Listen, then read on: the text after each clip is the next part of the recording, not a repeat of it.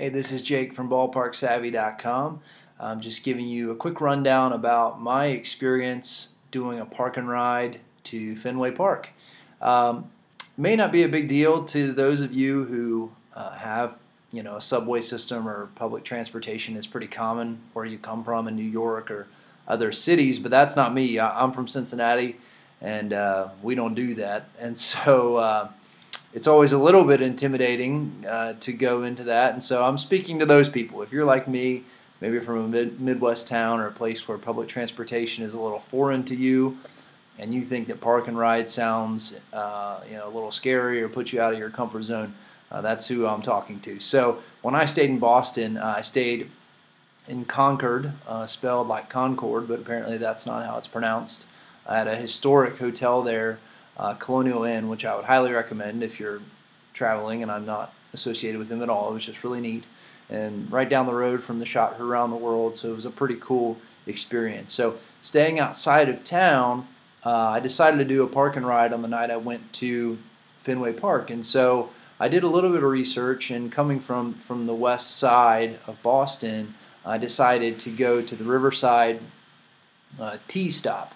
And T is just what they call the local subway system. And so what I found is there were a couple thousand parking spots there. And it was really easy to get to off I-95, right off the exit. So if you Google it or go to the guide in my link below, have some instruction there. But pulled in, it was $6 to park. Walked up. I definitely wasn't the only person that was doing this, so there were a lot of people with Red Sox stuff on headed to the game.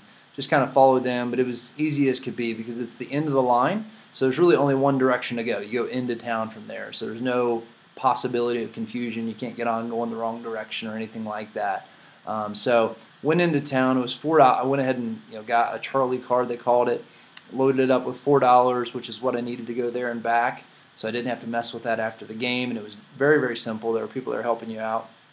Hopped on, went down to the ball game. There's a stop called Fenway. There's a couple of stops you can take, but I took that one, and so did a lot of other Red Sox fans that obviously knew what they were doing.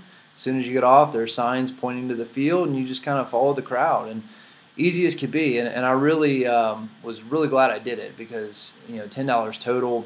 I went by myself at the time, but factor in a family.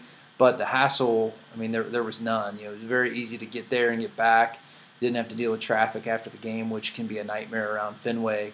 And the parking prices are crazy, if you park real close to the ballpark. So from the convenience factor, I would highly recommend it. And even if it sounds like something that, like I said, makes you feel a little bit uncomfortable, I think in the end you'll be glad you did it too. And a lot of other people do that. So anyway, check out my guide below. Hopefully that's helpful. And if you were kind of waffling on whether or not to give it a shot, I think you should. So I hope you enjoy your time. Fenway's a great place. I know you'll have fun.